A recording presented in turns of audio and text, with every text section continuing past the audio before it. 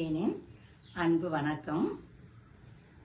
கந்த சஷ்டி கவசம் எனும் பெருமை மிகுந்த இந்த மந்திர சக்தி வாய்ந்த இந்த நூல் உலகம் உயும் பொருட்டு தன்னுடைய திருவாய் மலர்ந்து அருளியவர் ஸ்ரீ பாலதேவராய சுவாமிகள்.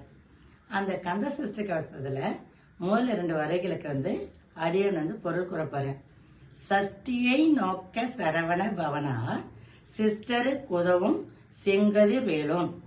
அதாவது சரவண பொய்கள் தோன்றிய முருகப்பெருமானுடைய கந்த சஷ்டி கவசத்தை பக்தியுடன் சிஷ்யர்கள் சிந்திக்க சிந்திக்க செம்மையான கதிர்களை உடைய வேலாதித்த உடைய முருகப்பெருமான் அவர்களுக்கு உபகாரம் செய்யும் பொருட்டு புல்லோரை அழித்து நல்லோரை காப்பதால் சிஸ்டருக்கு உதவும் என்று இங்கு கூறினார்.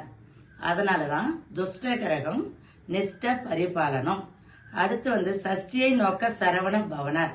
சரவண பவனார் என்றது என்னன்னா, சர என்றால் நாணல், வனம் என்றால் காடு, பவம் என்ன தோன்றியவன்.